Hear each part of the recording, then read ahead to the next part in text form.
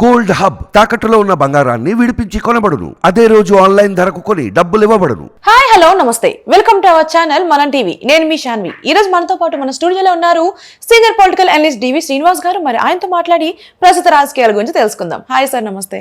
నమస్తే.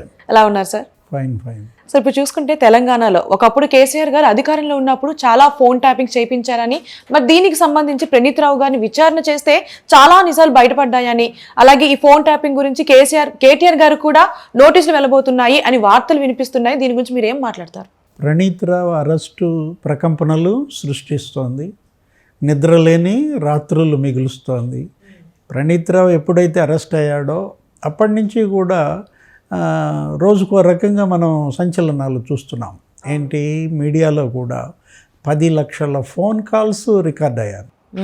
అసలు దీనికోసం ఒక పెద్ద వ్యవస్థను ఏర్పాటు చేశారు. ఏంటి, 2 రూముల్లో ఒక దగ్గర 40 కంప్యూటర్లు పెట్టుకుని 17 మంది ఎంప్లాయీస్ని పెట్టుకుని ఇదే పని అన్నమాట. ఎవరెవరి ఫోన్లు ట్యాప్ చేశారు? ప్రతిపక్ష నాయకుల ఫోన్లు, జర్నలిస్టుల ఫోన్లు, వాళ్ళకి ఎవరి మీద అనుమానం ఉంటే వాళ్ళ ఫోన్లన్నీ కూడా ట్యాప్ చేసిన పరిస్థితి. చివరికి నాయకుల పెళ్ళాల ఫోన్లు కూడా ట్యాప్ చేశారంటే ఏ స్థాయిలో వీళ్ళకి అనుమానాలు పెరిగిపోయాయో అర్థమవుతుంది అనమాట. సంతోష్ కుమార్ భార్య ఫోన్ ట్యాప్ చేస్తారా? హరీష్ రావు భార్య ఫోనా? కేటీఆర్ భార్య ఫోనా? ఇట్లా పెళ్ళాల ఫోన్లు ట్యాప్ చేసే పరిస్థితి ఏ రాష్ట్రంలో కూడా మనం చూడలేదు. ఏ అధికార పార్టీ కూడా ఇలాంటి దాఖలాలు తెలియదు అనమాట. ఇప్పుడు జనరల్గా ప్రత్యర్థులు చేశారనో లేకపోతే అనుమానం ఉన్న ప్రతిపక్ష నాయకుల మీద చేశారనో చూసాం, కానీ ఈ ఫోన్ ట్యాపింగ్ అనేది చాలా తీవ్రమైన నేరం. ప్రభుత్వాలు కూలిపోతాయి, పదవులు పోతాయి. మనకు తెలుసు, ఎప్పుడు దగ్గర ఒక 36 ఏళ్ల క్రితం దేశాన్నే ఊపేసింది ఫోన్ ట్యాపింగ్ ఉదంతం. రామకృష్ణ హెగ్డే ఆయన పదవికే రాజీనామా చేయాల్సి వచ్చిందనమాట, విపి సింగ్ అప్పట్లో.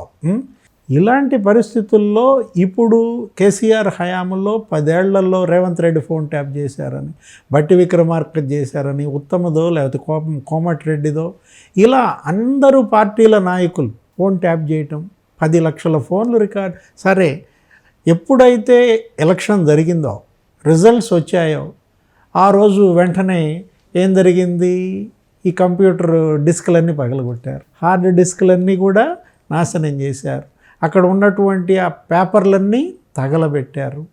సెల్లార్లో ఎక్కడ తగలబెట్టారో, ఎక్కడ ఈ హార్డ్ డిస్క్లు పాడు చేశారో కొత్తవి తీసుకొచ్చి పెట్టడం, ఇవన్నీ కూడా ఇప్పుడు విచారణలో బయటకు వస్తున్నాయి.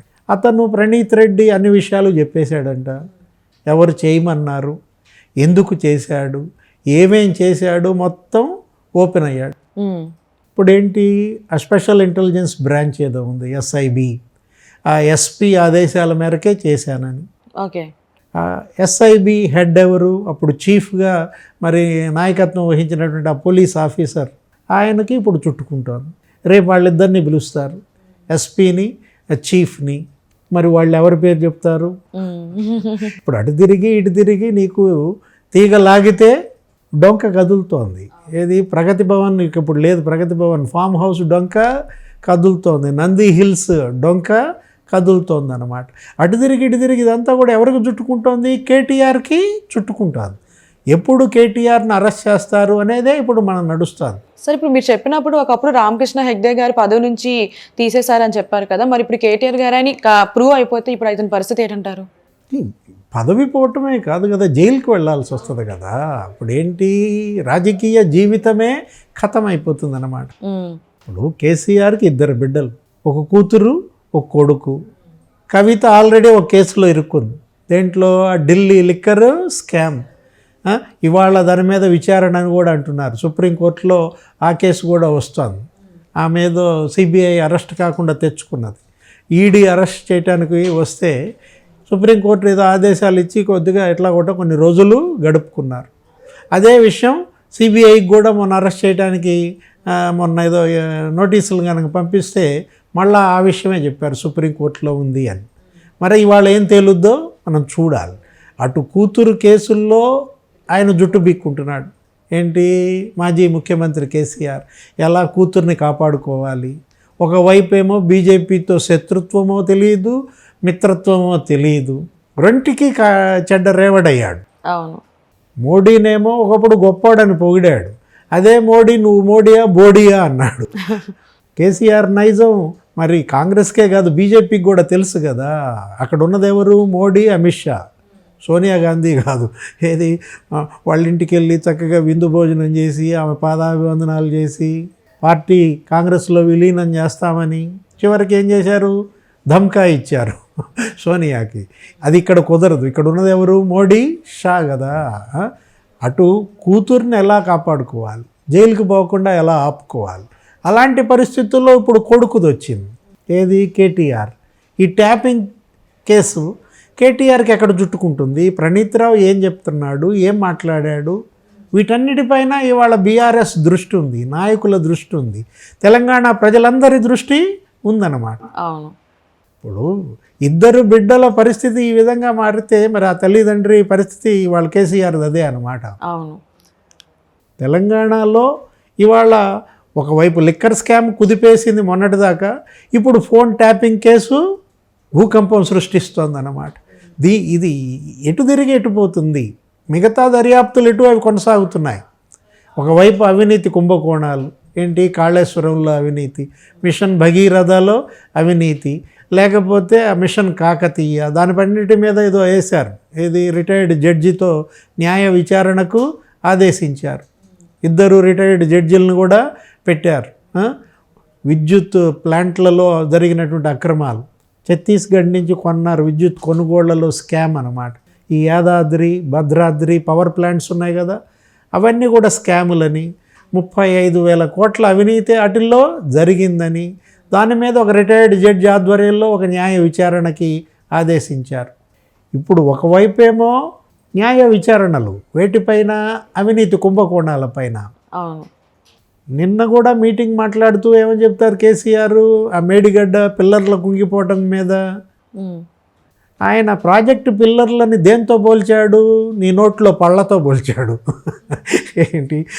ఒక పన్ను ఊడితే ఏమైపోద్ది? 32 పళ్ళు రాలగొట్టుకుంటామా? 2 పళ్ళు ఊడితే 32 పళ్ళు రాలగొట్టుకుంటామా అనే దానికిను ప్రాజెక్టు పిల్లర్లకి ఎక్కడన్నా పోలికుందా? అంత సీనియర్ పొలిటీషియన్. ఏది?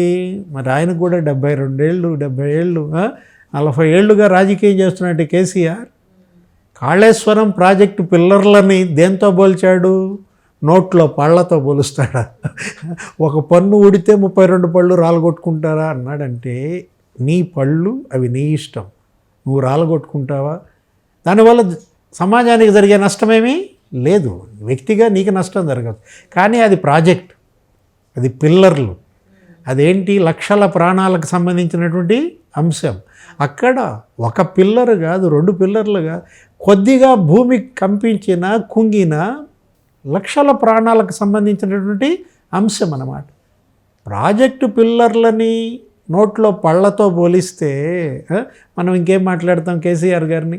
సరే, ఇప్పుడు ఇన్ని సంవత్సరాల రాజకీయం ప్రస్తావన ఉన్న కేసీఆర్ గారు ఒక పక్క మీరు ప్రస్తావించినట్టు కవిత గారి ఇష్యూ కానివ్వండి, లేదు అంటే ఇప్పుడు మన కేటీఆర్ గారి విషయం కానివ్వండి, మరి ఇన్ని సంవత్సరాలు ఉన్నదానికి ఇప్పుడు జరుగుతున్న ఇష్యూస్కి ఆయనకి రాజకీయ పరంగా ఏమైనా ఎఫెక్ట్ అవుతుందా?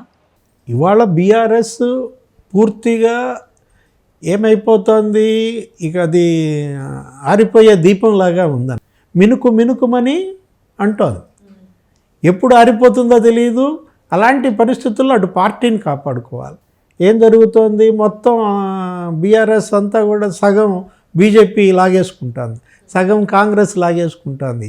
ఎంపీలే ఇవాళ చేరిపోతున్నారు. మల్లారెడ్డి నిన్న వెళ్ళి డీకే శివకుమార్తో కలిశాడు. ఎవరు? కేసీఆర్ క్యాబినెట్లో మంత్రి. ఆయన కొడుకేదో టికెట్ ఇద్దామనుకున్నారు, ఎంపీ టికెట్, పోటీ చేయమన్నారు. రంజిత్ రెడ్డి కాన్స్టిట్యుయెన్సీతో అక్కడ రివ్యూ పెడితే అసలు ఆ ఎంపీ రంజిత్ రెడ్డే అటెండ్ కాలేదు. ఇప్పుడు కడియం కూతురికి అనౌన్స్ చేశారు, వరంగల్ ఎంపీ రమ్య. అవును. కడియం శ్రీహరి గారి కూతురికి టికెట్ ఇస్తే అక్కడ పెద్ద ఆందోళన వస్తుంది. ఉద్యమకారులను కాదని, ఆమెకు పార్టీ సభ్యత్వం ఉందా, ఆమె అసలు ఉద్యమం చేసిందా, ఆమెకి టికెట్ ఇవ్వటం ఏంటని అక్కడ ఒక పెద్ద గొడవ అవుతుంది. అంటే అటు అభ్యర్థుల ఎంపిక తలనొప్పి, మొత్తం వలసల తలనొప్పి, ఇప్పుడు ఈ కేసులు, ఈ కుంభకోణాలు, మరోవైపు కూతురు కేసు, కొడుకు కేసు, ఇలాంటి పరిస్థితుల్లో కేసీఆర్ ఇక మైండ్ బ్లాక్ అవుతారు. ఎటు వెళ్తుందో కూడా తెలియదు. మరి వేచి చూడాలి ఈ కేసు అనేది ఎంతవరకు వెళ్తుంది. పార్టీని కాపాడుకోవాలి, బిడ్డల్ని కాపాడుకోవాలి, మరి ఆయన మరి ఏ విధంగా మరి చూస్తాడో చూడాలి. అవును sir. Yeah sir, thank you sir. నమస్తే.